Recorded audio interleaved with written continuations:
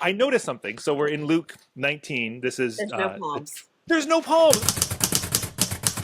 Welcome back, everyone. Another week, another episode. The Word Made Fresh. And hey, look, a familiar face, a familiar voice. Reverend Adriene Thorne back on the show. Good to have you. We've had travel schedules this way, that Yeah, way. yeah. How are you? We haven't been in this digital space together. People haven't gotten to have this check-in. What's going Right, on? The red right. glasses are still looking great. Love the t-shirt. Everything's feeling good. Thank you, thank you, thank you.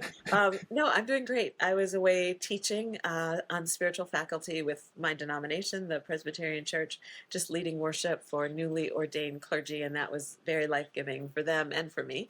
But I missed you. I'm glad to be back. Glad to be having these conversations, wrestling with the text, especially on the way to the cross and on the way to Yeah. Easter. Yeah.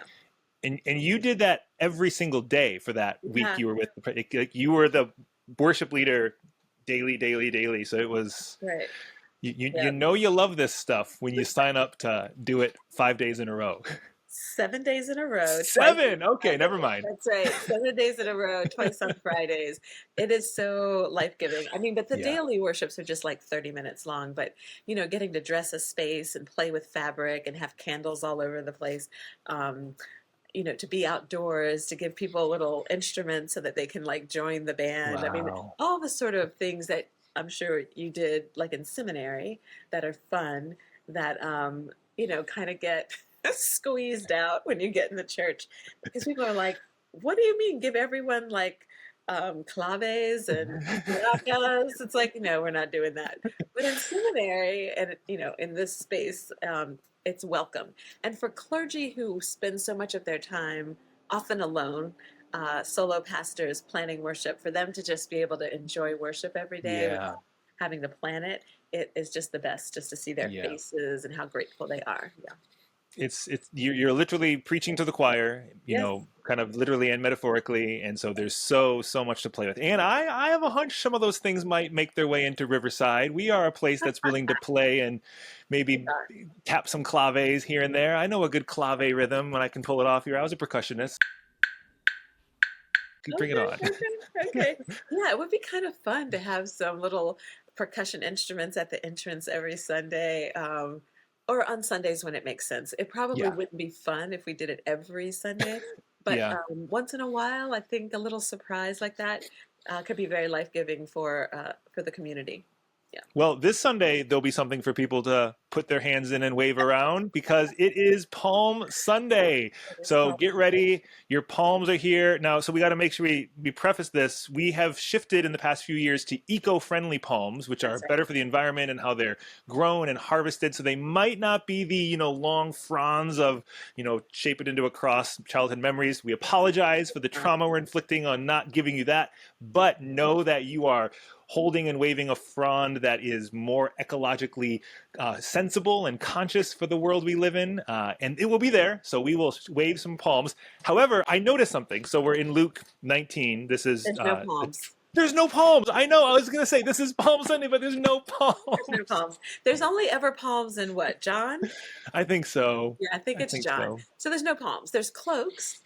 And I've been at churches where people have brought clothes and laid them on the floor, and we've walked in on them and then collected them to give to an organization that needs clothing. But there's just something. Yeah.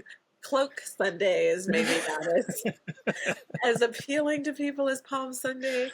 And I think there's also something about spring and having those beautiful Yeah. green and yellow branches in our hands. So, we are going to wave some palms. Either way, there is this triumphal entry, and there is Yes. this crowd that has gathered to, all praise loud and honor to the King. Yeah. It's a spectacular, dramatic moment, and we love it. Yeah. No, I always go to, Hey Zana, Hosanna, which is not here either. So Right. I gotta hold all my commentaries on what Hosanna means. No, it's not hallelujah.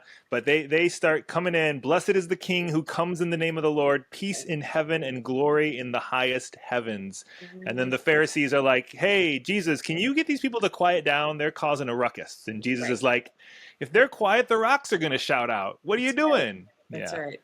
Yeah, I didn't realize this until you just read it. It's interesting that they say peace in the highest heaven because Yeah. at the end of the text, Jesus is weeping because he says, oh, if only you had known the things that make for Yeah. peace. I hadn't made that connection until you just read it. Um, Ooh. but the direction I think I'm going in, I think I'm calling this sermon something like Imagine the Ones Who Got It. Um, and this was very much inspired by Barbara Lundblad, who is the worship professor emerita at Union Theological Seminary. She wrote a wonderful commentary on this scene, and she imagines that there are folks in the crowd crying out because they get it, because they know who Jesus is and they've had an experience of him. And so she asked the question, like, who would those be? So when we go back in the story of Luke, which I think is the most parables are in the Gospel of Luke, and there's some stories in there that don't show up anywhere else. Um, and we start to think who would be there. So that widow whose son was raised, or all the stories that we have journeyed through this season together. She's like, those people would be in the crowd. They would be like, hey, it's Jesus, and he's done this great thing for me. So she talks about them being the rocks that are crying out, that they've come to life. They've come to life in a way. And what ties into my sort of theological journey from seminary is this argument that when God sent Jesus, we think God sent Jesus to die. People will even say that. For God so loved the world that he sent his only son, that whosoever which believe in him may not perish but have everlasting life. It doesn't say for God so loved the world that he sent Jesus to die. And so Yeah. I wrote a paper in seminary where I said, I think when God sent Jesus, he knew we probably would kill him, but I think God thought Maybe. maybe they'll get it. And what I argue is there were people who got it, right? There were Yeah. women, there were lepers, there were tax collectors, there were these very marginal people, but they weren't, I argue, high enough like on the food chain for anyone to sort of listen or pay attention. And I think Yeah. there's something really interesting in that tension, that yes, there are people in that crowd who the next day are going to say crucify him, but I think that there's also people in that crowd who are like, you guys don't know what you're doing. You don't know what Yeah. this man has done for me. Right. Mm. And It so when makes me Jesus, think, yeah, what if the Pharisees had gotten it? Because they're the characters we see in this story who are like, quiet everybody, and then they're the ones who, the characters we see who then organize the political uprising to get the crowd against him, and that whole drama that's coming in a week. But yes, like, the people who got it weren't the people in the positions of power and influence to there you have it go. make There the you go. shifts. There It's you not go. that people didn't get it, people did get it, but who needs to get it? I mean, that's true in our world today. I Who's was going to getting it? say it's Yeah. such a perfect, because the folks in power are doing things that are not Jesus centered. They're Yeah. saying they're Jesus centered, cutting off people's benefits, threatening to take away people's health care, um, snatching students off the street, Mm, disappearing people. Really, in the yeah. United States of America, you can grab a student and disappear them where their lawyers and their families can't find them, and then try to say that you're a follower of Jesus. You don't get it. You don't get Yeah. it. And Yeah. so I think there is such a parallel. We're watching these small protests happening across the country, and a lot of people are saying, well, people aren't as animated and active as they were. But the research shows that there are actually more protests Wow. and rallies now than there were in 2017. The difference is they're not these mass protests. I think Rachel Maddow is covering some of this. They're these small little folks like we gather at Columbus Circle every Monday at 5:30, 50, 75 people. It's not all of New York City. We're not filling Fifth Avenue. But every Monday, faithful interfaith witness of folks gather to witness to democracy. So those are on the rise. And so there are people who get it. There are people who are saying, this is not the God of the Bible. This is not the God of Jesus's Jewish tradition. This is not the God of, Buddhism and loving kindness and all of these different traditions. But you're right. Um, a Zen Buddhist priest in Brooklyn named Sarah. Who knows who Sarah is? It's me. Some people know me, but it's not. the folks in power. It's not the equivalent of the Pharisees, Sadducees. It's great when we see someone standing up in the Senate for 25 hours. That's a good example of maybe Yeah. someone who gets it. Yep. But also these moments, these pockets at Columbus Circle on a Monday, the rocks are crying out. They Rocks. are I know. crying out all over. We can't stop. We're not going to stop, but Right. we can't think just because we don't see it in the headlines, no one's protesting, no one's doing anything. That's That's a right. whole other conversation of why do some things get covered and some things don't. There's, Right.